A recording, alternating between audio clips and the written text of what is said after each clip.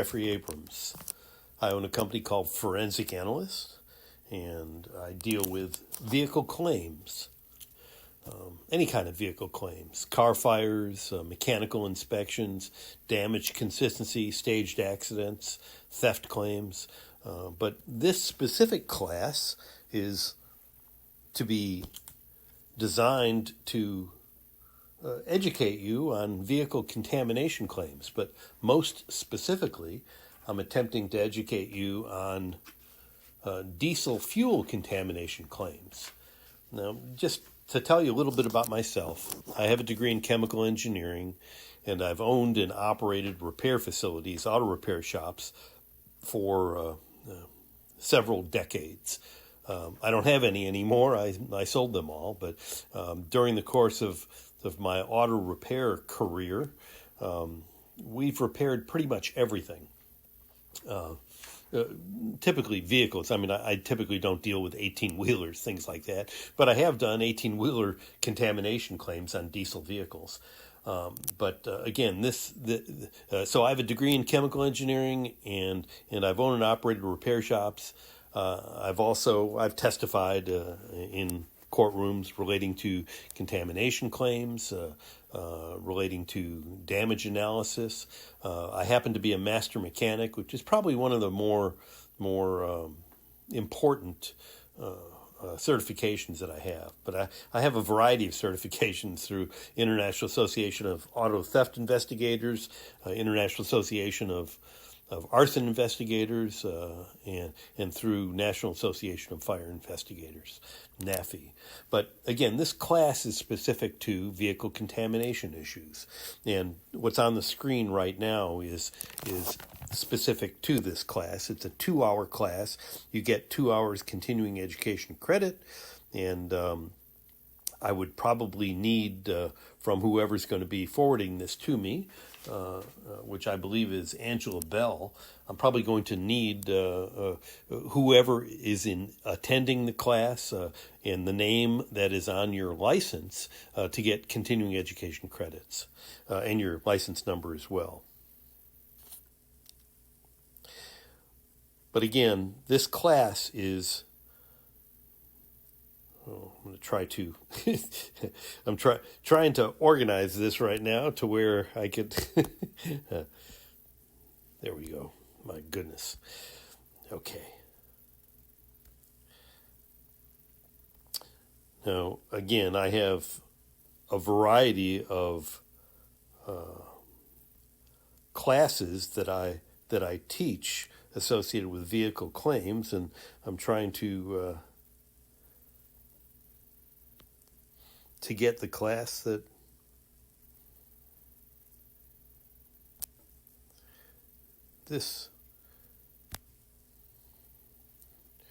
hopefully this can be edited out, because I have to find my pictures on. Here it is, contamination class. All right. Initially, I'm just going to give you a little bit of background relating to diesel vehicles. About 15 years ago, 90% of my claims were on Dodge vehicles. They had a Cummins engine, or a Cummins type of engine, an inline 6-cylinder turbo diesel powered vehicle, and about 90% of my claims were Dodge. Excuse me.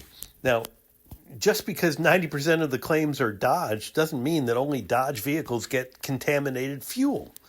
What the implication is, there were 90% Dodge vehicles because Dodge at the time just didn't want to pay for warranty. And then fast forward to today, or within the last 10 years or so, and now 90% of my claims are Ford. Ford has F-250, F-350. They actually have an F-150 as well that's a diesel. But nonetheless, 90% of my claims are Fords. Now, I've been doing this for a long time. I've been doing a forensic evaluation of vehicles for, probably 30 years. And I can count on one hand how many claims I've had on General Motors diesel vehicles. Now, they sell a boatload of diesel vehicles, but not many of the claims are on GM vehicles. So this job aid that you have in front of you is on a 6.7 liter vehicle. That is an inline it's not an inline, it's a V8 turbo diesel powered vehicle. And what Ford says, and again, this is in September 2011. I probably have a more current one, but this one just happens to be on my iPad right now. When they identify that you have an issue, they're going to imply that that issue can relate to contamination issues for these following reasons: for a no start, for a hard start, for running rough, for low power, engine knocking, engine smoking, and fuel rail pressure slow to build. Basically, any complaint that you can tell them on your vehicle, you drive it into the dealership or you have it towed into the dealership and you tell the service writer, hey, I've got this issue, they're going to go, oh my goodness, it could be contaminated fuel. Now, they actually want to basically say that you have fuel quality issues. They want to say you can take samples of the vehicle. It says here, obtain a fuel sample from the diesel fuel conditioning module. Basically, it's a water separator. And then you let the sample sit for 10 to 15 minutes. Anyway, they go through a list of what they say is an issue or could be an issue. And then they'll say if the sample is acceptable and there's no white crystalline formation found, then proceed to the next step. Now, if they find evidence of corrosion, if they find evidence of excessive water, if they find a variety of components in the fuel system, they will label it as a contaminated fuel system. And then they have to give you a list of components that they will replace. Now, the list of the components that they will replace on contamination issues include the high-pressure pump, the high-pressure fuel lines, both high-pressure fuel injection rails, all 8 injectors, the low-pressure fuel injection return hose, and the fuel delivery pressure switch. Now, you don't have to know what these components are, but I want to make a statement that hopefully if you get nothing else out of this discussion that we have relating to vehicle contamination claims, they don't list a low-pressure pump. They do not list the low-pressure pump. Now, you can have a low-pressure pump in a water separator. You can have a low-pressure pump in the fuel tank itself. But the low-pressure pump, parts and labor to put it on, typically are going to be in the neighborhood of $400 to $500. So if you get nothing else from this class, if you get nothing else from the information that I'm trying to talk to you about in terms of diesel fuel contamination claims, I don't care if you pay every single claim. Don't replace the low-pressure pump. Why? Because the low-pressure pump can pump diesel fuel. It can pump gasoline. It can pump water. It can do whatever you want to put in there. It can pump it. It doesn't have to be replaced, and it's not compromised as a result of what would be traditionally classified as contamination issues. Now, they'll go ahead and list contaminants. Contaminants can be gasoline or ethanol or kerosene or other fuels. A big one is water. Water is a contaminant. There's no question. Basically, and I want to make sure you're aware of this, anything that's not diesel fuel is a contaminant. Excessive biodiesel. Now, most vehicles, you see this greater than 20%. Most vehicles can take up to 20% biodiesel. That would be classified as diesel fuel that has a rating of B as in boy, 20 or less. So B B20 is okay, B10 is okay, B5 is okay. That's 5% biodiesel, 10% biodiesel, or 20% biodiesel. They won't identify this as a contaminated fuel system if you have B20, 20% biodiesel fuel or less.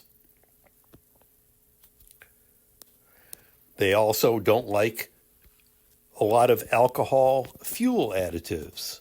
And then they want to go and say, if you don't change your diesel fuel water separator fuel filter often enough, we can label that as a contaminant. And then, of course, DEF, or diesel exhaust fluid, is a contaminant. And then finally, they list foreign materials, sand, dirt, metallic particles. Now, we're going to be going through all of this, hopefully, in the next 90 minutes or so, and hopefully I'll try to contain it to that.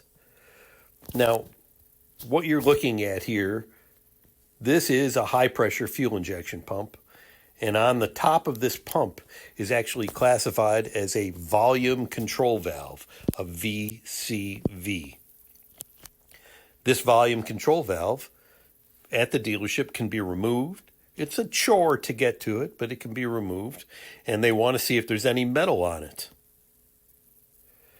This is a pressure control valve.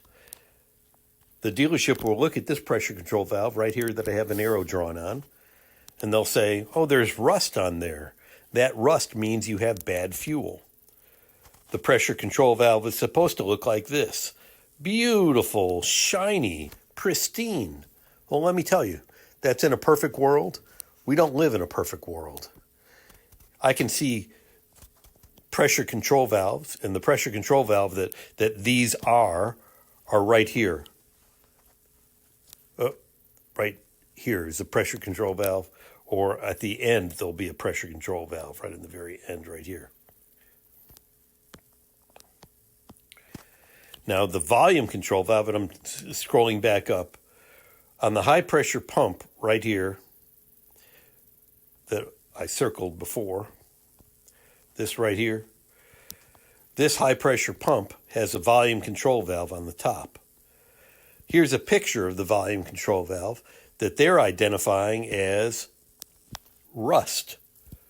Now, rust is the oxidation of metal as a result of contact with water and air. It is intended to degrade components.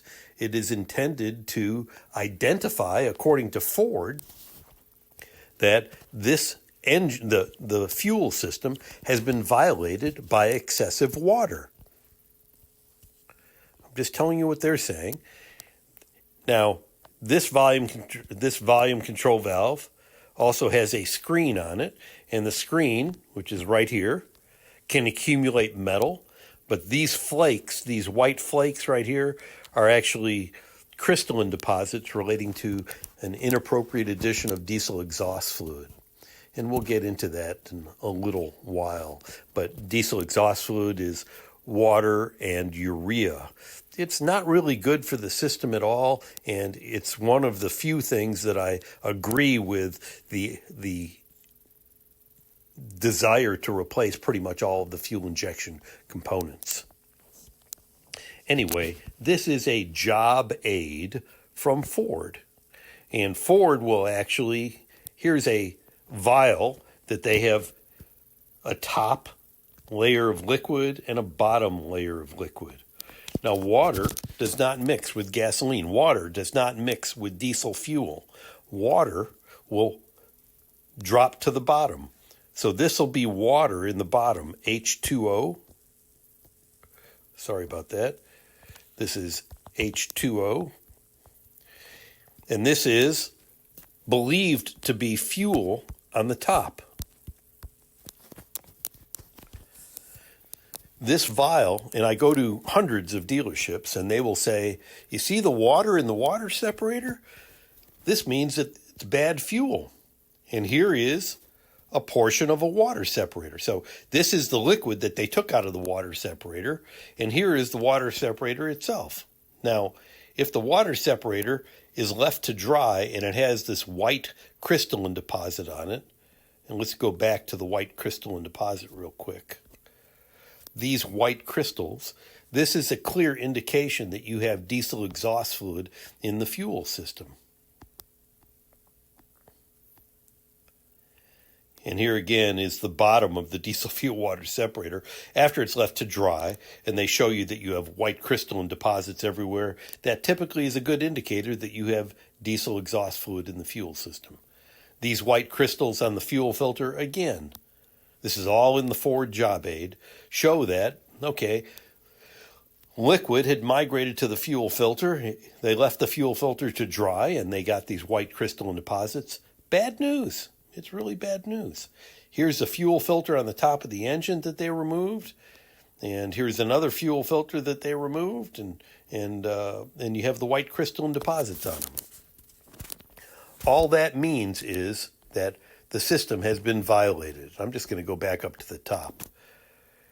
Now, this is a diesel fuel contamination diagnosis and job aid, and they list, and I can get copies of this, or I could forward them to people. I don't suggest that it's great reading material, but they're basically going to say that if you have rust, if you have white crystalline deposits, if you have any type of oxidation at all, if you have the identification of water, then the fuel is going to be contaminated and we can't warranty your claim.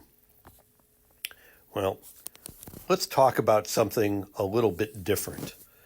Obviously, this is a burned vehicle, a completely burned vehicle.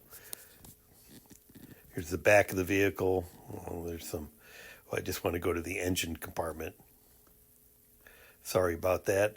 I'm just scrolling up here. Oh, okay. My apologies. Here's the engine compartment. You can tell it's completely burned. And let's pretend that the fire department came out and they actually extinguished the fire on this vehicle.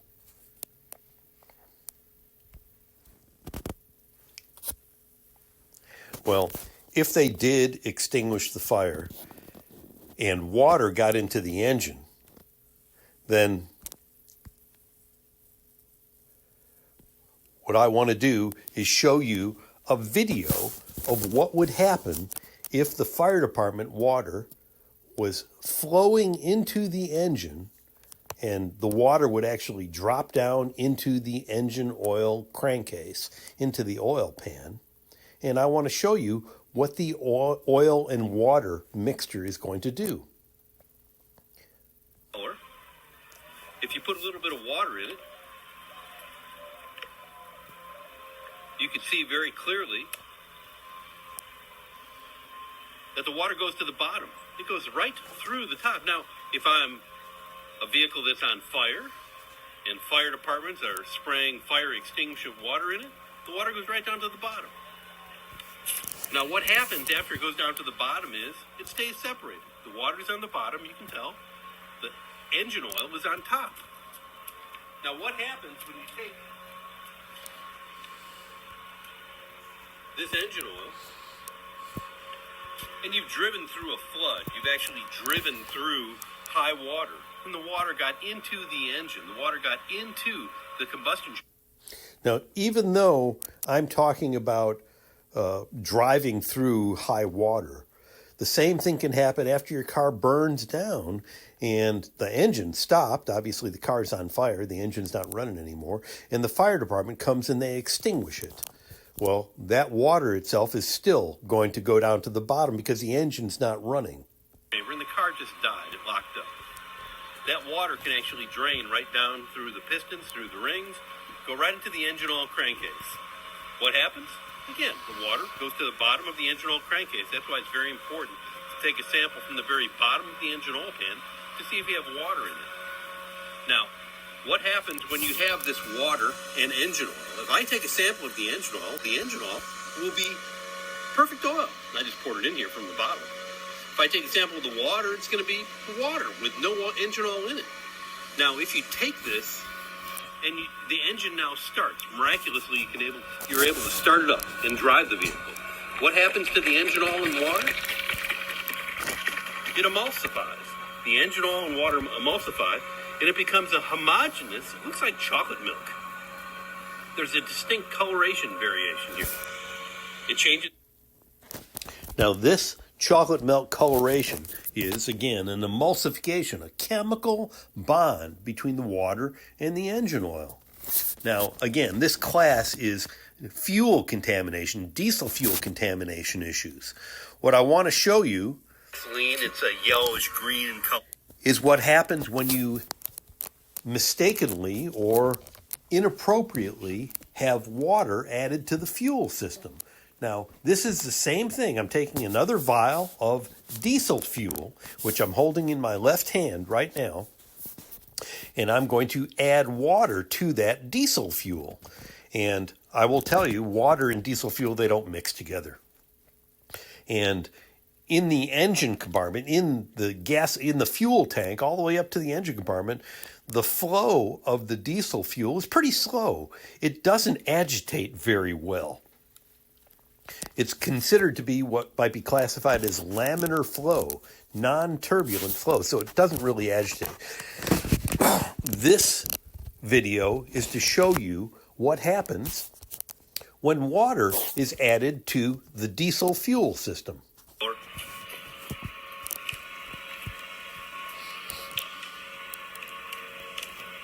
If you take diesel fuel and you add water to it, like a lot of people go to a fuel station, they fill up with diesel, but oh my God, they got a lot of water in their diesel product. What happens to the water? Just like before, the water goes right to the bottom. Now, what's very important to note is that this diesel fuel in water is not an emulsification, just like the engine oil and water. When the water goes into the engine oil, it goes to the bottom. When the water goes into the diesel fuel, it goes to the bottom.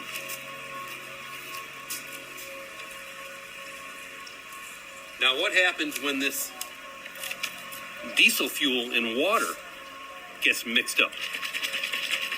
Shake it up really good. Looks like it's a single color, but in just a few seconds, you're going to see that there's going to be a separation of the diesel fuel and the water. The water is going to be on the bottom. The diesel fuel is going to be on the top. You can already tell that there's separation here. Getting more and more separated. You can see the water's on the bottom. It only took about 10 seconds, and now there's a clear separation between the diesel fuel and the water. See the diesel fuel on the top, it's yellowish green. The water is, well, it's dirty water. Right now, it's gotten some of the crap from the diesel in there. But nonetheless, the diesel fuel and water separation stays separated. When this diesel fuel and water combination goes to the diesel fuel water separator on a diesel vehicle, the water drops down to the bottom, the diesel fuel floats on the top, and it stays. It stays there. That is why every vehicle has a diesel fuel water separator on it. Every diesel vehicle has a diesel fuel water separator on it.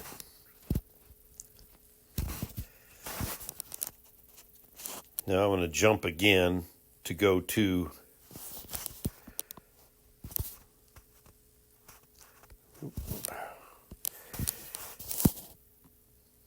we'll just take a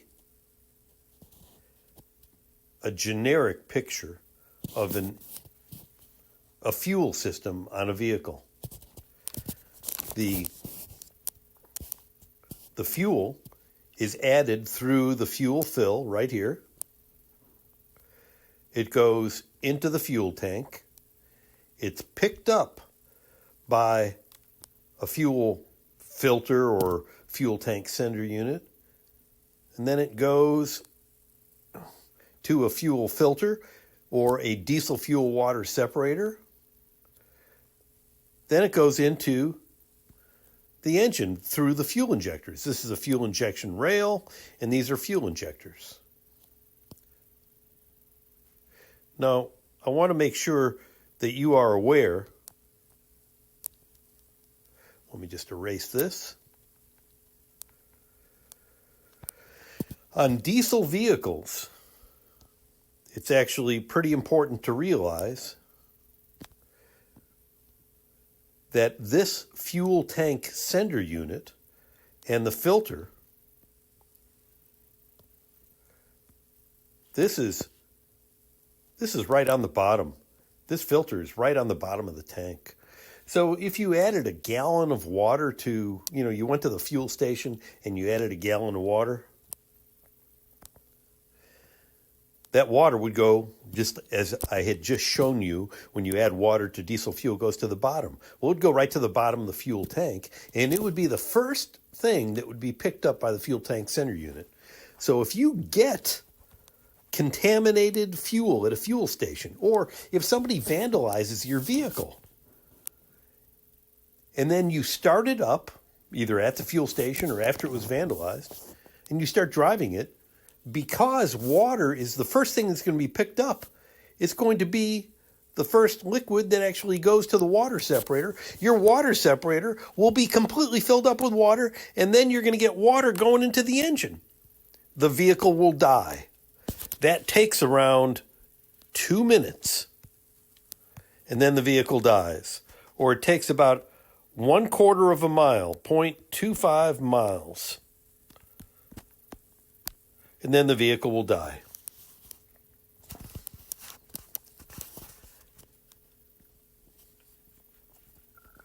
There we go.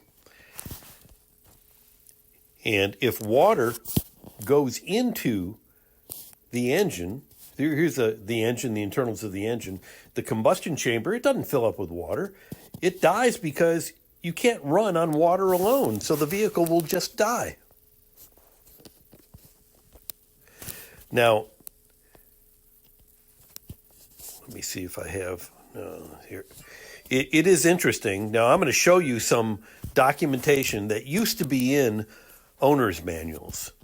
Initially, the diesel fuel has to meet ASTM specifications, D975. What does that mean? It really doesn't matter, but it tells you how much trash can be in your fuel. It says sometimes water can be pumped into your fuel tank along with your diesel fuel. This can happen if a service station doesn't regularly expect blah, blah, blah, blah. Okay, if you have a pickup model and this happens, a water and fuel message will appear on the dash, on the DIC, the Driver Information Center. This water must be drained. This is a generic picture of a diesel fuel water separator. This is a generic picture of someone actually opening up the valve on the bottom of a diesel fuel water separator to drain out the water. There could be multiple water separators. You can have more than one on a vehicle. And then they just instruct you in terms of what happens. When you sometimes have a light that comes on, or an illumination of some water droplets, or possibly water in fuel will be a text message on your dash, then you should probably stop the vehicle and drain it. Now, this used to be in owner's manuals. Diesel fuel is seldom completely free of water. They took it out because somebody decided to sue them to say, what do you mean there's no water in diesel fuel? For the most part, the emission system on the fuel tanks allow for water condensate and droplets of water to form within the internals of the fuel tank, and the fuel tank can accumulate water. Where does that water go? Well, just as previously stated, the water goes, the water goes, I have to get my eraser out here, apologize for that, but the water goes from the fuel tank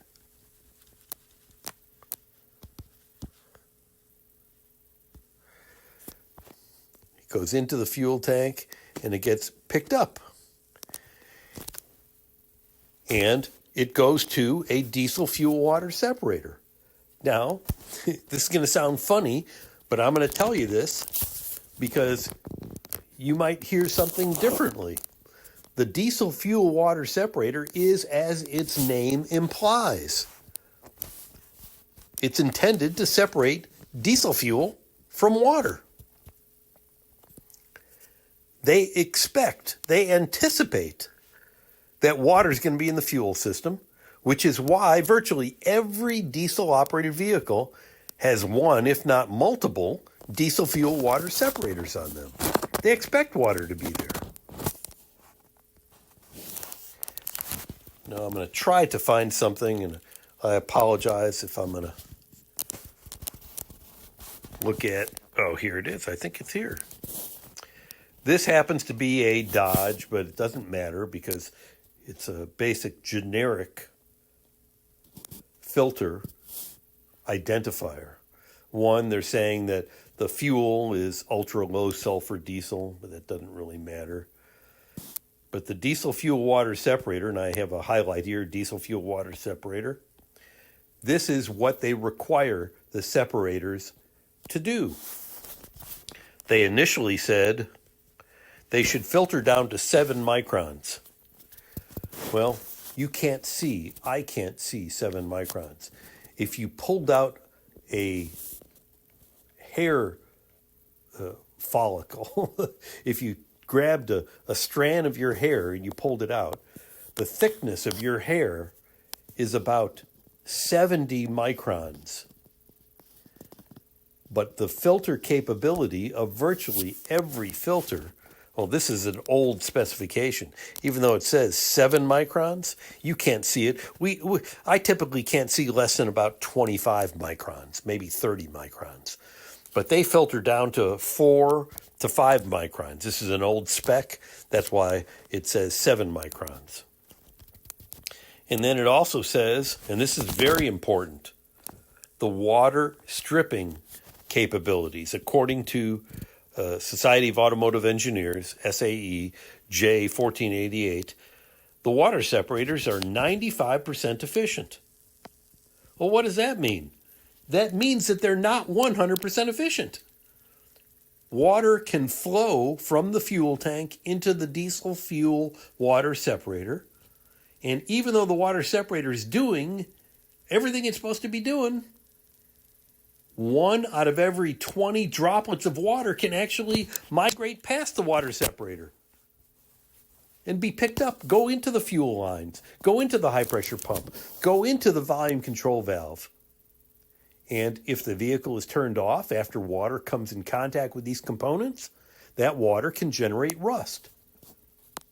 Now, Ford will say if there is any identification of rust on any of the valves that they remove, that they are required to label the fuel system as having been contaminated.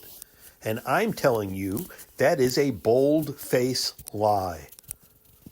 Ford is actually part of a class action lawsuit right now on overcharging people and fuel contamination issues. But water is expected, anticipated, to be circulating throughout every fuel system, and therefore the water itself can and will come in contact with virtually every component in the fuel system.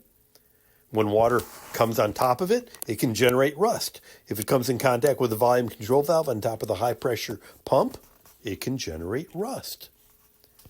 Rust does not require the fuel to be labeled as contaminated. Now, even though I'm not intending to get into this, I want to make sure that you are aware there are Society of Automotive Engineer specifications as to how much trash can be in diesel fuel. Now, I want to make sure you're aware of one important thing. You all probably eat peanut butter and jelly. The peanut butter is in a jar and it looks antiseptic, and you open it up and there's a seal on top, and you open up the seal and you spread this beautiful peanut butter on top of your bread, and everybody's happy with that. They think the peanut butter is fine. But believe it or not, there are specifications that tell how much rat turds can be in peanut butter. They have specifications on how much trash can be in peanut butter. Well, same thing happens on diesel fuel. Even though we would love all fuel systems to have 100% pure diesel fuel, the Society of Automotive Engineers in the American Society of ASTM, American Society of Testing and Materials, they have specifications that you can have up to 500 parts per million of trash, which would include particulate and water in diesel fuel. 500 parts per million. 500 parts per million is 0.05%. That's what the ASTM standard is. And that ASTM standard is ASTM D975. In fact, I think that I had that standard here. Where was it? There it was. This is in the owner's manual. It will say that the ASTM standard specification is ASTM D975 for diesel fuel.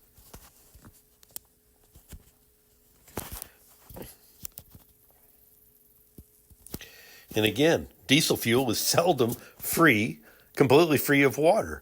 So they need to anticipate that water is going to be in there. And yet 95% of all the claims that I do are because the repair facility or the dealership is going to say that the vehicle has been violated with water.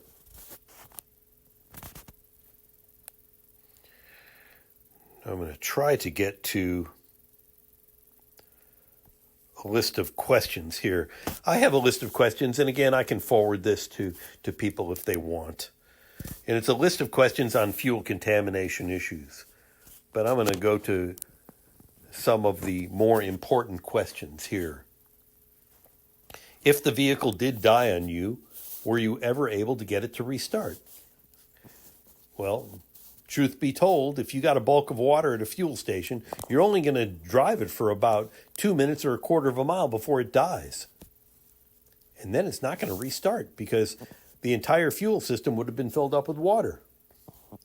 So no, it's not going to restart.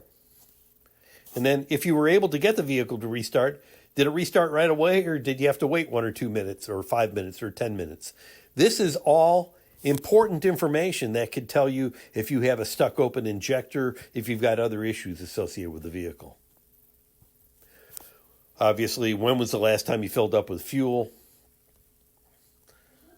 And it could be gasoline or diesel fuel. These are generic questions. How many gallons did you fill up with? And then I want to know how much time has elapsed between, did you drive the vehicle for 1 minute, 2 minutes, or 10 minutes before it died? Another thing I like to ask is, okay, when did you drain the diesel fuel water separator? The reason why I even bring that up is because they used to not have a requirement to drain your diesel fuel water separator. You wait for a light to come on the dash to say you have water and fuel and you need to drain your water separator. But now they have in the owner's manual that they require the owner to drain their diesel fuel water separator every 30 days or they can void your warranty. It's really kind of amazing what they do. But okay. Anyway, I have a list of questions that I go through, and also on flood damage claims. But these are interesting things that can relate to what would be classified as fuel contamination claims. Now, I also have. Well, I'm going to go to another video because I want to show you some things that I actually do in the repair facility. This is a vehicle, a diesel vehicle, that I was told had gasoline contamination. Now, gasoline is very different than water. Gasoline will mix with diesel fuel. It's called being 100% miscible. You put gasoline in diesel fuel or diesel fuel in gasoline, you mix it up and you're not going to be able to tell that there is any separation. Now, don't do this. I'm not going to suggest doing this in front of a mechanic, but many times I take samples and I take a small amount, an ounce or so, and put it on the concrete. and then I'll ask someone if they have a lighter or oxygen acetylene torch, and I want to see if they'll light it. And I did this at one shop, and this is the video that I took. Gasoline. No, this is regular diesel. Oh, that's regular diesel. Regular Right. diesel as a control. That's our control, regular diesel. Okay. We're going to try to light it with a Got a match. torch. Okay. See, you can get a little bit of flammability out of it. See the little flames twisting? If you atomize diesel enough, it'll light. Now, he said if you atomize diesel fuel enough, it will light. And I will tell you, I mean, I do thousands of car fires. And if you have, it's going to sound funny, but if you have leaking gasoline and it drops on a hot exhaust, gasoline's not going to ignite at all. Because gasoline will take typically more than 1,000 degrees Fahrenheit to ignite gasoline. Now, if you have a spark, it'll ignite gasoline, the fumes of the gasoline. But diesel fuel can ignite on the hot surface of an exhaust, but it requires a large surface of heat being generated. But mechanics in a shop, and they used to do this in my shops all the time, they used to smoke while they were repairing cars. And if we were repairing a diesel vehicle and they had a bucket of diesel fuel on the ground, they can take a cigarette, a lit cigarette, and they can just flick it into the pool of diesel fuel and it'll go out because there's not enough heat to ignite it. But gasoline is a little bit different, and we'll show you that right now. I don't know if you can catch some. See, you got a little bit of hint of blue. Right. Okay, but it won't ignite. Pretty much. Right. All right. All right. That's regular diesel. Final one, Jed. Paul. Okay.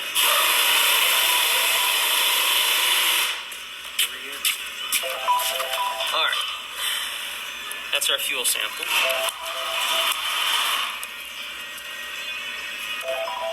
And that's right out of the truck. Right out of the truck.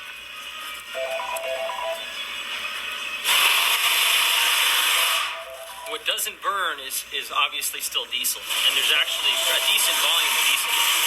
Pure gasoline will almost completely evaporate in the ring once it's burned. Right. I don't have any pure gas to show you, but you can get the idea. Yeah. Okay. Great video. Thank you very much.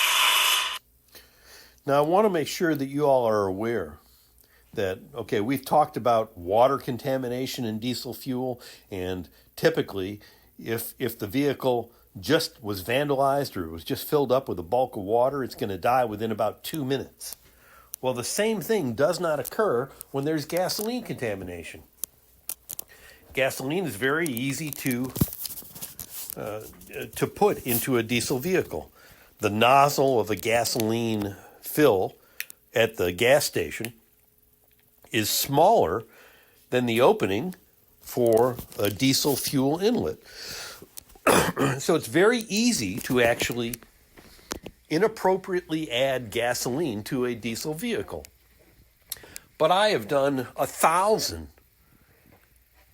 diesel vehicle contamination claims that have been violated with gasoline. Now, I previously mentioned that if you learn nothing else from me and you have a claim that you are going to pay as a result of fuel contamination, the dealerships do not require you to replace the low-pressure pump. So you can save, even if you pay every claim out there, you can save $500 a claim just by not replacing the low-pressure pump. And you probably have paid that dozens and dozens of times yourself. But on a gasoline contamination claim, the dealerships require you to treat it as if the fuel system has to be replaced. Now, I want to repeat that. You inappropriately put gasoline in your vehicle, and you start it, and you drive it. Their job aid basically says all you have to do is engage the ignition to allow for circulation of the gasoline in the fuel system, and they require the entire fuel injection system to be replaced. And what I am going to tell you is I've done 1,000 of these claims, and for the most part, you never have to do anything other than drop the tank, drain the fuel, flush the lines, and replace the filters. And then you put in fresh diesel fuel and you drive it away. Now, what I am telling you has nothing to do with what Ford or Dodge says in terms of a warranty. Ford or Dodge will say, we will void your warranty if you do not replace all of these components. I can't tell you that they can't do it. They have their own rules. They don't operate under a logical set of rules. They operate under a set of rules that they want to make as much money from as possible. So they say you've got to change out all the fuel injection components. I will tell you, of the 1,000 claims that I have done, I've only had to replace a handful of high-pressure pumps. Now, so for the most part, when you have gasoline contamination, if the vehicle is out of warranty, you should always drop the tank, drain it, flush the fuel system out and replace the filters, and then fill it up with fresh diesel, and then run your regular tests. You'll be able to identify if you have a bad high-pressure pump. You'll be able to identify if you have a bad fuel injector. You'll be able to identify if some of the regulators are improper. And 99 times out of 100, you'll have no issue other than a regular service. Now, 20 years ago, in my shop, I used to charge $300 to do that. Well, now, that same repair, to drop the tank, flush the lines, put in fresh fuel and new filters, now they charge about $1,100, $1,200 to do that, which is, to me, highway robbery, but that's inflation for you, I guess. But nonetheless, if the vehicle is not in warranty, you do not have to change out all the components. They're only trying to take as much money from you as possible. Excuse me. Now, again, prior to this little discussion associated with diesel fuel contamination issues, I was given a list of questions that I'd like to start to go over at this point in time. And I'm going to read the questions, and then I'm going to tell you what my answer is. So, in many of them, they may have come from you that I don't know, but I'm just going to go through this, and we'll just see how we go. It says, please give a brief description. A graphic would be great of how a diesel fuel system works. Well, let me go to that.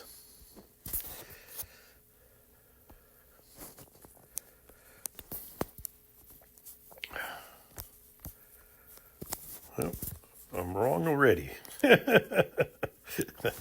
Oh, my goodness. I'm going to have to figure out where oh, it's probably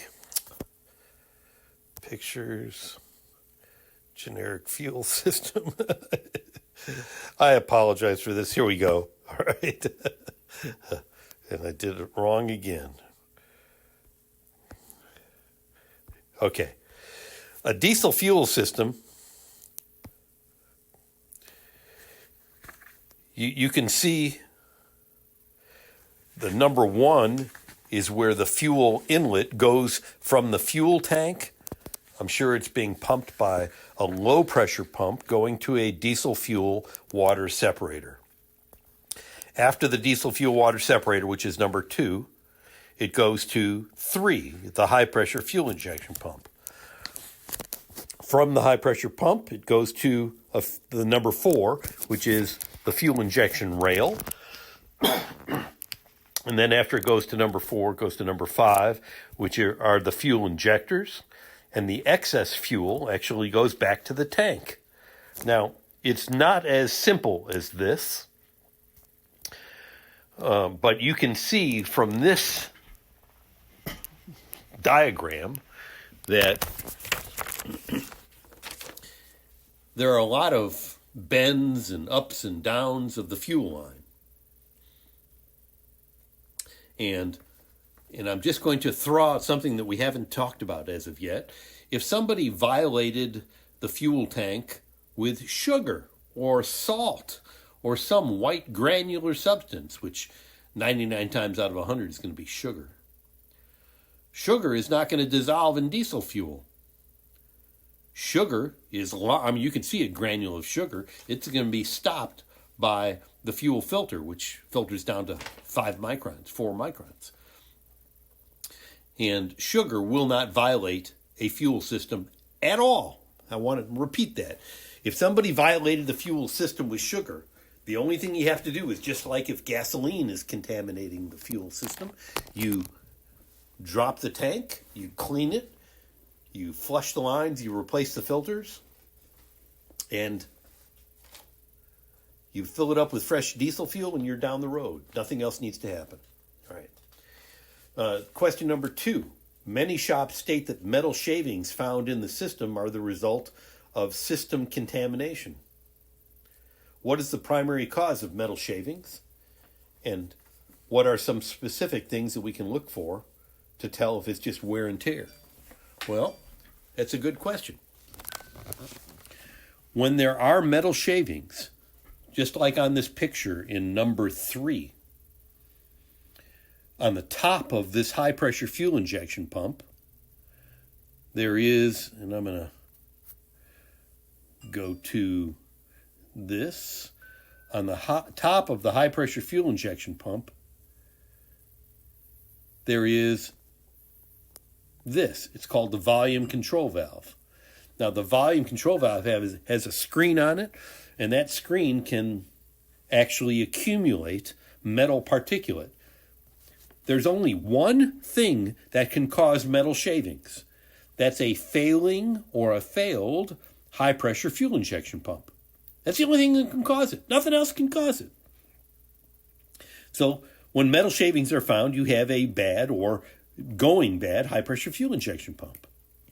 Now, what are some of the things that you look for in terms of its wear and tear? There's only one thing.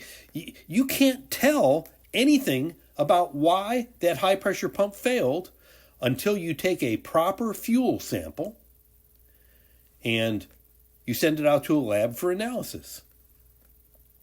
And what is a proper fuel sample? Well, I like taking it closest to the fuel injectors. Typically, it's from the filter on the top of the engine. And I'll show you another video relating to removal of the filter from the top of the engine. But I've been to 1,000 repair facilities, and I'm not exaggerating at all.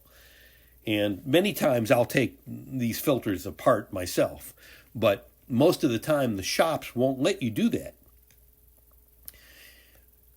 So you can ask the technician to get a sample from you. For you. You may be in a coat and tie, you may be in a skirt, or you may have nice clothes on. It doesn't really matter. But of the 1,000 repair facilities I've been to that didn't allow me to take a sample myself, they had to take a sample themselves.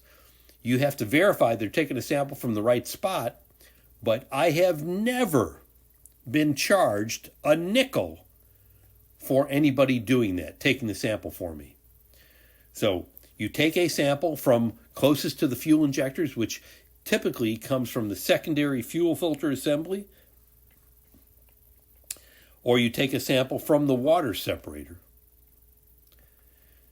Now, I like taking samples from water separators because then you can tell if somebody vandalized the vehicle with sugar, because the water won't go, the sugar won't go into the diesel fuel; it'll go into the water.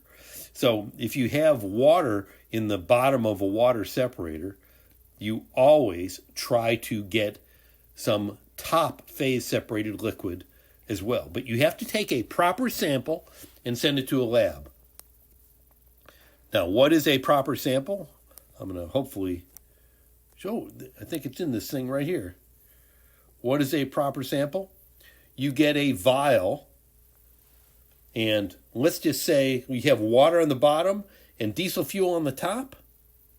Well, if the entire vial looks like it's filled up with water, keep on taking samples until you get a top phase separated liquid. I like the phase separation, but you have to have enough fuel to have it analyzed. You have to have at least 10 milliliters of fuel. So you don't need much, but I like to get some water and mostly diesel fuel and send it out to a lab for analysis. But you cannot tell if the pump was damaged as a result of contaminated fuel until you can identify the fuel as having been contaminated. Sounds kind of weird, but if the fuel comes back from the lab and the lab says, no, you met ASTM standards, or there is a reason to explain why there are certain things in the sample that they have removed, then you can actually say that it's not consistent with fuel contamination issues. And you have to use that terminology, not consistent with fuel contamination issues. Number 3, we rely on the shop mechanics to help us get fuel samples. Lots of times the vehicle has been disassembled, and getting fuel pressure to get fuel out of the rail is not possible. Well, I don't care if you ever get fuel out of the rail. Get it from the secondary fuel filter assembly. That's the best place to get it from. You don't have to get it right out of the rail. It's very difficult and messy to get it out of the rail. But secondary fuel filter assemblies are easily accessible. Secondary fuel filter assemblies, you can get samples in a vial. And if you have any question, call me. I typically answer my phone 24 hours a day, and I can tell you if what you're doing is proper, what they're doing is proper. But you have to take pictures of them taking that sample, because many times they don't take it from the right spot, even though you ask them to. But you do not need to get the sample from the rail. You get it from the bottom of the water separator, or you get it from the secondary filter on the top of the engine. Okay, that's number 3. Number 4, will diesel fuel in a gasoline motor cause catalytic converters to be damaged? In general, no. They can cause catalytic converters to get hot, and if you keep on driving them for hundreds of miles with diesel fuel in them, they could ultimately melt, because you can get diesel fuel that won't be burned very well in the combustion chamber. But for the most part, diesel fuel does not compromise catalytic converters. It can, but I'd have to, unfortunately, this is a much more involved question, but I would need to see what the diagnostic trouble codes are in the vehicle to tell you if catalytic converters can be damaged by diesel addition to a gasoline motor. But that's very, very rare. It can occur. I have seen it, but it's not likely. 5, I've been told that on a diesel vehicle, if an uninsured accidentally puts DEF into its actual fuel tank, that even if the motor isn't turned over, or if the key is turned on to the on position, that DEF will spread throughout the entire fuel system. Is that accurate? No, it's not accurate. When you turn the key on, the low-pressure pump will indeed engage. It'll only stay on for a few seconds, and then it'll stop. The vehicle actually has to be in operation for about 2 minutes for fuel for the liquid to actually migrate throughout the entire fuel injection system. Now, I want to repeat that. When DEF, or diesel exhaust fluid, is added to the fuel tank, the DEF, or diesel exhaust fluid, will drop to the bottom of the tank. Why? DEF is 67.5% water and 32.5% urea. But that urea and water is just a water mixture, water solution. The water will be gone into the tank and it'll drop to the bottom. And just like water contamination of your fuel system, when you start the vehicle, it has to run for about 2 minutes for the water and DEF to fill up your diesel fuel water separator. And then it has to fill up a secondary filter on the top of the engine. And then the vehicle should die. If it dies and there's DEF in the entire fuel system, I am conservative when it comes to this. Yeah, replace the entire fuel injection system. The low-pressure pump doesn't have to be replaced. I'm telling you that again, but it's not good stuff at all. It needs to be flushed out. Now, and even though I mentioned this to you before relating to gasoline contamination in a diesel vehicle, typically all you have to do is drop the tank, flush the lines, replace the filters, put in fresh diesel fuel, and then test it. I believe the same thing should occur on DEF contamination, but again, you can only suggest that if the dealership is not going to void the warranty. Hopefully that makes sense. I'm not sure if it does to you, but if you have any questions, you can certainly call me. But again, when the key is turned on, you still have to operate the engine for about 2 minutes or a quarter of a mile for DEF to actually migrate throughout the entire fuel system. And if you are quick enough about it, if you drain the system, flush the lines, and add fresh diesel, typically you're not going to have any other issue. But DEF is the worst thing that you can add. That's all I can tell you. DEF is bad stuff because it does crystallize and you get issues. Now, even though it's not asked, when DEF is violating the fuel system, when somebody inappropriately adds DEF to the fuel system, I have never seen a damaged engine. Well, I shouldn't say that. I saw one damaged engine in 1,000 cases. And the circumstances were very weird because the shop actually took about 4 months to work on the vehicle. But DEF will not violate the internals of the engine. That's a statement of fact unless there are very weird facts of loss. Number 6, I would like to see exactly where samples should be taken from. I know that we've all been told, but I still, I have seen some shops complete it. I will still have others say that they can't get samples from there, and my response is, why not others have? And I apologize, I'm probably reading this poorly. You have to tell them that you want to get a sample closer to the fuel injectors. And the best place to get a sample from is from the secondary fuel filter assembly on the top of the engine. And I'm going to see if I could get a video of that right now. Car videos. Here we are. Okay, this is going to be a short video just showing what the vehicle is, and then I'm going to show a video of the removal of the secondary filter. This happens to be a Ford. I think it's an F350. It shows up there. 6.7 liter V8 turbo diesel powered engine. Here's just the identifier of the vehicle, a Ford F350. And then I'm going to go and just look in the engine compartment. And there you see the automatic transmission dipstick, the yellow ends on the dipstick. Right next to that is the secondary fuel filter on the top of the engine. Okay, right there. That's the secondary fuel filter assembly. It takes literally a minute to take off. Let's see if I can do this here. Okay, this is that same secondary fuel filter assembly, and that's probably me, and I apologize. I'm trying to take a video of me taking off the assembly. That's the secondary fuel filter assembly. I like to disconnect it and remove it from the vehicle and dump the liquid into a vial. You can probably get these vials from Armstrong Labs. They give them to you free. And just like normal, when I'm taking a video, the secondary filter is hard to get out. It should only take a minute to get out, but you'll see I'm struggling with it a little bit, but I'm trying to take it out. Now, this is the secondary filter on the top left side of the engine. Now, there's also a water separator under the vehicle. See, that's the secondary filter. I got it off, and all I have to do is dump out the liquid into a vial.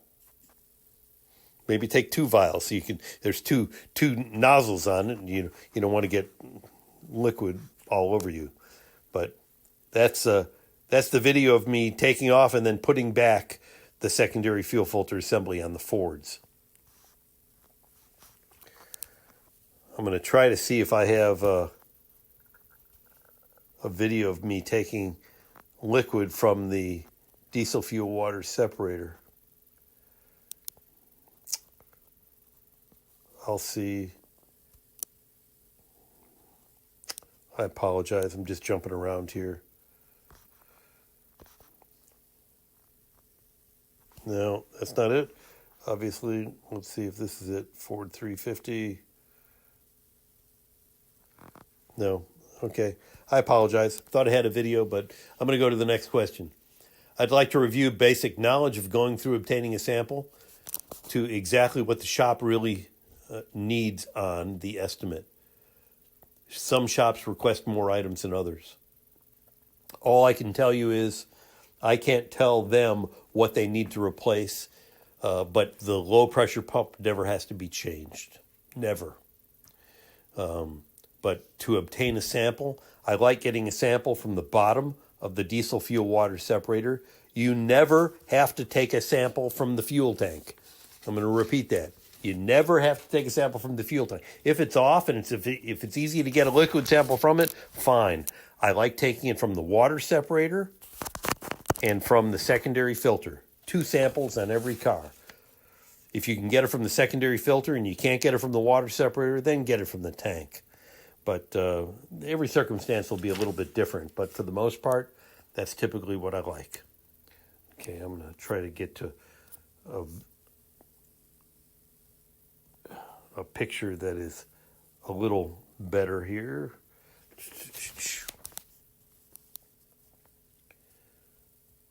Okay, I'm just going to... Now, here's a picture of a water separator.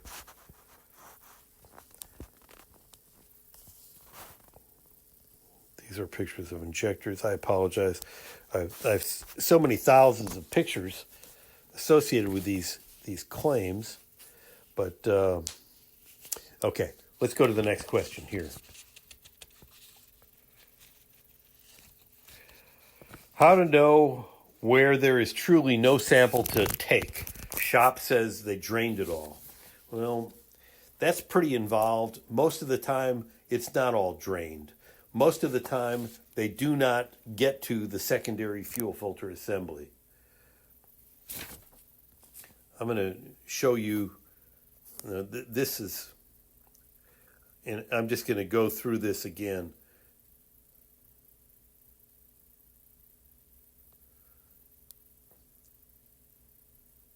Here's a vehicle that the fuel tank had been removed. And the fuel tank sender unit, you can tell in here, there is a ton of trash in the bottom of the tank. And I'm going to tell you this, and you may not like to hear this. I don't care if it looks like this. Because the fuel filter is supposed to stop any bad stuff, any particulate from getting through it. Now, this is the fuel tank sender unit. This is the pickup screen that's in the tank. It is actually sucking up liquid from the very bottom of the tank. And look at all this trash in this. It looks like tar in the bottom of the cage around the fuel pump. I don't care. Sure, you can identify this as being violated fuel, but it would just require the tank to be dropped and flushed, but it has nothing to do with migration of crap throughout the entire fuel system. This will not cause fuel injection issues. This stuff should be stopped by a properly operating fuel filter. Now look at this fuel filter. This is the one that was actually taken out of the vehicle. It actually looks like it is curved in right here, curved in right there. This is the filter that is trying to, it's preventing liquid from flowing through it. But fuel filters will not allow for trash to get by it. That would be a failed fuel filter. But filters are pretty good. They don't allow for trash to get by at all. But that would be a filter that has been sucking in, looks like an hourglass, and that is a filter that needs to be changed. That doesn't mean that the fuel has been contaminated. That just means the fuel filter is performing its intended function. And here's another filter. Okay, here's another canister filter, a diesel fuel water separator on the side of the engine. Here's the top of it, and here's a filter that was removed from it. Filters can look like that. It doesn't mean you have bad fuel. Sure, if you want to do the guy a nice thing for your insured, drop the tank, flush the lines, replace the filter, put in fresh diesel fuel. But unless the fuel is testing to be bad fuel, there's no need to change out anything relating to the high pressure pump, rails, lines, or injectors. 7, what's the procedure if the insured has drained the lines or fuel tank before you get the claim? Well, he can drain them, but the laboratory that I send this stuff to, Armstrong Labs, this laboratory will identify trace elements of contaminants. It'll identify trace elements of gasoline. It'll identify trace elements of DEF. So unless your insured has dropped the tank, cleaned the tank, flushed the lines, and filled it up with fresh diesel, it's still a good idea to get a sample. Next question. How often should fuel filters be changed? Change them at regular intervals. Typically it's 15,000, 20,000 miles. So per the OEM guideline, absolutely. How often should DEF be added, be filled up? I add it when the light comes on saying add DEF. But if you don't add DEF, ultimately the vehicle is going to die because it will force the engine to shut down if you don't have sufficient DEF in the vehicle. How much water is acceptable in a fuel system? The specific number of how much water is acceptable in the fuel system is 500 parts per million, 0.05%. And that's per ASTM standards. Okay. How long can a fuel system last without maintenance? It can last forever. As long as the filter doesn't become plugged, as long as you don't have excessive water in the system, as long as you don't put in DEF in the wrong spot, you can go forever without doing anything. The manufacturer's recommendations are just that. They're typically not requirements, they're recommendations. How long, what makes the model tend to have the most, what makes the models have the most issues? Well, this is going to sound really bad. None of them have more issues than others relating to fuel contamination. Ford labels everything as fuel contamination because they don't want to warranty any job. Dodge is second worst, and GM is terrific. Again, I've done just a handful of GMs because they typically will do what's right or will honor their warranty. But what vehicles have the greatest amount of components that fail in general? It's the high pressure pumps on Fords and Chrysler. Fords and Dodges. Well, they don't actually call them Dodges anymore. They're called Rams. Okay, the next question. How long after getting bad fuel can a vehicle run before shutting down? Well, again, it depends on what the bad fuel is. If it's water, it's 2 minutes or a quarter of a mile. If it's DEF, it's about the same, 2 minutes or a quarter of a mile. If it's gasoline, you can drive for hundreds of miles. It'll run bad. It's important to get diagnostic trouble codes on every vehicle. So, but you have to interpret those diagnostic trouble codes. So, okay. My question to piggyback on that is, if not an empty tank and some good fuel is in there, can it agitate enough until the vehicle shuts down and has a chance to phase separate? The water will phase separate immediately. There's not much agitation within the tank, pure and simple.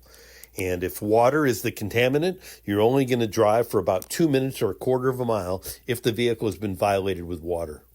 And again, if the vehicle is not under warranty, the first step that you should always do is drop the tank, drain it, flush it, put in new filters, fresh diesel, and then test it.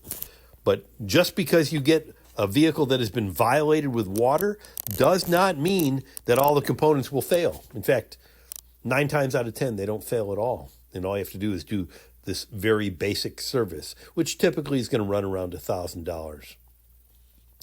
Okay. If you fill up 3/4 of a tank in Waco, drive without stopping to Humble, and turn it off for 3 hours. Next time I get in it, it'll stumble and throw lights on. What are common practices of shop to try to get a claim covered? Well, that's not a contamination claim, pure and simple in general. But the common practices of the shop are they don't understand chemistry. They don't understand what the purpose of the water separator is. They don't understand how fine particles these filters filter down to, which is typically less than 4 microns. But best thing to do is you get a claim, you're not sure about it, give me a call. Typically, I could tell you all the specifics relating to it after about 2 minutes of conversation. If someone runs biodiesel more than regular diesel, are they more likely to have issues? No. And biodiesel, typically the vehicles today will all run with up to 20% biodiesel in it without any issues. What are the differences between farm, bio, and traditional diesel?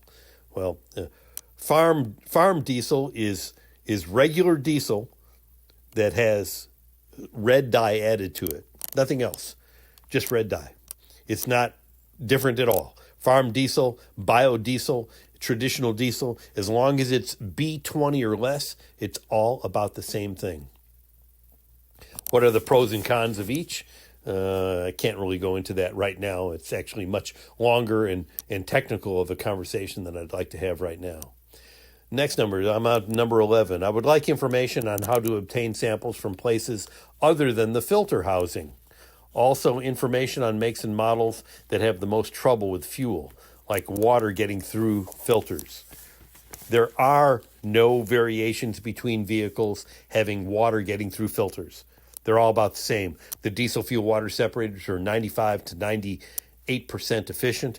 Water will get through every fuel water separator. Every one, but just not enough to cause any issue. And it'll circulate right back to the fuel tank. Or it'll go right through the injector and go right into the combustion chamber, and it's not an issue. All vehicles are capable of doing that. The only problem with water is if you're overcome with water. And if you're overcome with water, it'll fill up the entire water separator. It'll fill up all filters and the fuel injection rails, and every line will have water in it. Pretty much 90% water in it. Okay. Number 12. If he can give an overview of the fuel rail location, what the mechanic has to do to get fuel to come out, and if it's different on Ram, Chevy, Fords, yes. It's different on every one, and there are different techniques on each one, and I really can't go in it now, but you never have to get it from the fuel injection rail, never. I like GM more than anything because they have a primer pump on top of the diesel fuel water separator, but again, it's a little more involved to get into right now in this type of class. Next question. You know how it is if you go to a shop, they're clueless. The mechanics can see that. Oh, they think that you're clueless. The mechanics can see that. I think that if the presentation can have an explanation of the process, but also explain why we want the sample from the fuel rail. Well, let me. One, you don't need a sample from the fuel rail, point blank. Two, every shop should be told that my experts can't tell if it's good or bad fuel by looking at it. They can't tell if it's good or bad fuel by tasting it. They can't tell if it's good or bad fuel by smelling it. I see fuel that looks perfect. It looks like water, and it's good fuel. I've seen fuel that looks yellow or green or red or pink, and it's good fuel. I've seen fuel samples that look terribly cloudy, and it's good fuel. And I've seen all of these same examples that look clear, clean, pristine, yellowish green in color, not cloudy at all, and it's bad fuel. You have to send it to a lab.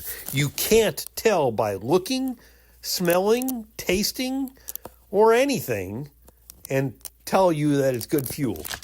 I've seen fuel that the shop says smells like gasoline, but it's not. You just can't tell. You have to take a sample and send it to a lab, or they cannot make a determination that it's good or bad fuel in general. Let's see if I can read the next question. Okay. Now it says, I had a diesel claim where Kenny Taylor asked me to go out. They dropped the tank years ago. I showed up and they brought me the fuel sample and they said that they took it in a clear jar and the fuel looked clean. I said thanks, but we were there to get a sample from the tank. They dropped the tank and the diesel was red. The sample the mechanic gave me didn't come from the tank. Well, you are correct. I am very particular when it comes to chain of custody. And what does chain of custody mean? That means you have to make a definitive determination of where the vehicle, of where the fuel sample came from. You have to see it, or I have to take it, or you have to take it, or if you don't take it, you have to take pictures of where it was taken from. A chain of custody is the custody that requires you to identify every step of how the fuel sample was taken. Now, when I take a sample, I am my own chain of custody because I can verify where I took it from because I'm a master mechanic. I could tell you everything about the vehicle, but you have to document it to the nth degree. Photos are cheap, and take whatever documentation you can take, but you have to take your own sample. Otherwise, a chain of custody, there is no chain of custody. Chain of custody means you know where the sample came from. They cannot give you a sample. I have insurance companies that will send samples out, even though there is no chain of custody, but that's on you. I don't recommend it at all. That brings up the question, you say. Explain the effects of red diesel in these trucks and how it potentially affect the warranty. Red diesel does not damage anything. Red diesel does not affect any warranty. Red diesel is nothing but red dye that's placed in the diesel. Has nothing to do with anything. And they can't void warranties because you put red diesel in it. Pure and simple. That's a statement of fact. Okay. Where do we take samples from? Is there anything in particular we're looking for? Colors, smells, floaties? No. You can't tell by the color. You can't tell by the smell. So you got to send it to a lab. I have to send it to a lab. And I've been surprised on both sides. Okay. Number 14. Tell me more about the fuel pump issues if in class action lawsuits. Okay. What a fuel pump does it react to water? If lots of water in the fuel or lock up? Okay, when you have water going into the fuel system, it doesn't cause anything to lock up. It doesn't even cause anything to rust right away. If the vehicle is running and the pump is continuing to operate, water can go right by it and it's not going to damage it at all. The only damage that water generates is if it sits in the pump for an extended period of time. Water has dissolved oxygen in it. The dissolved oxygen will generate oxidation. That's where they get the term from. Oxygen in the water that's dissolved generates oxidation, and it will generate rust. As soon as you have rust on a high-pressure pump, it's going to fail. It doesn't take a long, it can take several thousand miles, but it's not going to take a long time. But water does not damage unless it sits there. Typically, water will only damage the fuel system if you have a bulk of water added to it and you let the vehicle run for 2 minutes or a quarter of a mile and then it dies. It's towed to the dealership and they let it sit there for weeks before anything happens. Yes, water can damage a high-pressure pump then. If it's not under warranty, however, I still recommend drop the tank, drain it, flush the lines, put in new filters, and test it. You should do that on every vehicle that's not under warranty. Every time. No exceptions. Okay. Number 15, many folks are modifying their trucks with high-performance kits. What are some indicators that the performance kit that caused issues rather than contamination? Performance kits can cause issues because they bypass the exhaust, they reprogram the fuel injection system. Those modifications have nothing to do with the fuel. I'm not going to, that sounds terrible. Has nothing to do with fuel contamination issues. And vehicles can be contaminated with bad fuel, and it can cause problems on the components. But the only way of making a determination if the components have been violated is by taking a proper fuel sample and sending it to a lab. I would actually have to go through a list of the diagnostic trouble codes to see if there's any relationship between the kit and the operational problems, but that's a little beyond this class. Okay, number 16. What are all the related or possible related codes that show up on a reader that lead a shop to think the problem would be related to contamination? Well, I'll tell you that. It's an involved question. And are they the same for each manufacturer? Yes. That's a very good question. They're the same for every manufacturer. Typically, you're going to get a low fuel pressure generation. P as in Paul, 0087. Many times you get a low and a high pressure fuel pressure generation. The low pressure is P0087. The high pressure is P0088. Now, why is there a high pressure code when a pump fails? Well, most of the time it is from the sensor being violated and giving wrong readings, causing the P0088 code to set. Generally, when you have contamination issues, you get individual cylinder misfire diagnostic trouble codes like P0301, P0302, P0303. Those are individual cylinder misfire diagnostic trouble codes. Many times you get random cylinder misfire diagnostic trouble codes, which is a P0300. There are performance issue diagnostic trouble codes like contribution diagnostic trouble codes, but they will vary in number for every vehicle. But it's a very interesting question, but generally you get similar diagnostic trouble codes. If the only diagnostic trouble code you get is P0087, that does not mean you have bad fuel. Okay. Number 17. Is there a threshold for the amount of water in diesel fuel in the diesel tank? No. You can have a ton of water as long as it's all separated in the water separator. You don't have an issue. Okay. The water separator could only separate out about 30 ounces of water, about a quart. Okay. The question keeps on going on. Will it continue on through the fuel line, or should the water separator be able to remove the water beyond normal levels where a diesel engine would function with no issue? Yeah, if the water separator is performing its intended function, it'll separate out up to about 30 ounces of water before there's any real issues.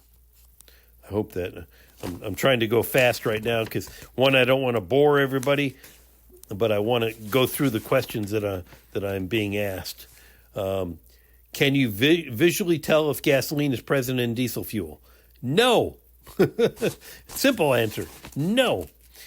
Most shops will say they can smell it, but boy, I've smelled diesel fuel that smelled like gasoline, came back as good diesel. And I've also smelled diesel fuel, gasoline and diesel fuel, and it came back as gasoline. So you can't tell by smelling it. Does diesel and gasoline mix or separate at some point or left sitting for a while? It can, once it's properly agitated, it'll stay in a solution. Basically, gasoline and diesel fuel won't separate out for a long, long period of time. What percent of gasoline mixed with diesel will generally damage an engine? Typically, you can get any kind of percentage of gasoline mixing with diesel, and it doesn't damage the engine at all. I have seen one engine that was damaged as a result of force driving it with gasoline, but I've done 1,000 of those claims. You don't generate damage to the engine by mixing diesel fuel and gasoline. Doesn't happen. It's very rare. You got to call me separately if you think that is indeed the case, but it's so rare it's not even worth discussing. Number 19, I want to understand exactly what preventative maintenance diesel owners should be doing. That's a long one. Best thing a diesel owner can do is not buy a diesel vehicle. Okay, that's more of a humorous answer than anything, especially with the water separator. Most people are clueless when I ask questions on recorded statements. Yeah, most of them are clueless, but if you want, just email me or give me a call. My phone number, 281-635-9175. You can call me at any time, and I can email you questions that you can send. Number 20. What I'm hearing from the arguments from the shops on newer vehicles regarding warranty is them stating there is rust in the fuel system, and that is their evidence on fuel contamination, water and fuel. So that voids a warranty. That is I think it's illegal. I think it's holding your vehicle hostage, but they have no idea that water separators are not 100% efficient. They have no idea that water circulates throughout every diesel fuel system, and it just shouldn't happen. But you're not going to get into a winnable argument because they make the rules when it comes to voiding warranties. But rust does not require the fuel to be contaminated. I'm going to repeat that. Just because components have rusted doesn't mean that the fuel is bad. Okay. It was a long question, but I'm not going to go through it more than that. Next question. Yeah, rust. Rust can be developed as a result of contaminated fuel, but you have to take the sample of fuel and send it to a lab. But most of the time, rust does not mean you have bad fuel. 21. I'd like to know what the industry standard is on these claims. I have families that worked auto claims for USAA, and they pay and subrogate the manufacturer. Well, that's a hard thing to do. I do not believe that you should pay because subrogation to the manufacturer, Ford will want to make sure that you spend $100,000 on a $10,000 claim. Okay, is that what the rest are doing? No, they are not. I deal with virtually every insurance company out there, from Farm Bureau to Progressive to Geico to State Farm to Allstate to Liberty Mutual to MetLife, nationwide. I deal with them all, and most of them. Well, it just depends on what part of the country you're in, but these claims are getting expensive, $10,000 to $20,000, and most of the time they're bad claims. They shouldn't be paid by the insurance, but you can obviously do what you want. But it's a hard thing to do to subrogate against the manufacturer, but that's up to your legal department. Okay. And 22, what's the number one cause of actual authentic fuel contamination at a fuel station? It is fuel that is overcome with water, and then the vehicle would only drive for about 2 minutes or a quarter of a mile before dying. That's the normal, authentic cause of fuel contamination. Most of the time, if you have gasoline mixing with diesel fuel, you're not going to know right away.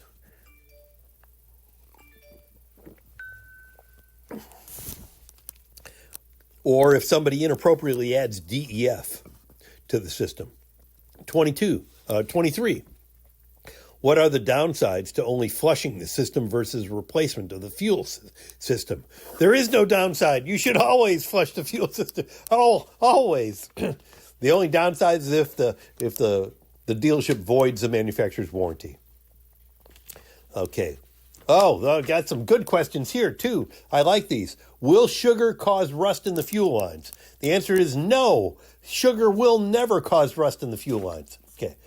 2, will sugar cause rust on the injectors? No. Sugar will never get to the injectors. Sugar and diesel fuel are not miscible. The sugar doesn't dissolve by diesel fuel.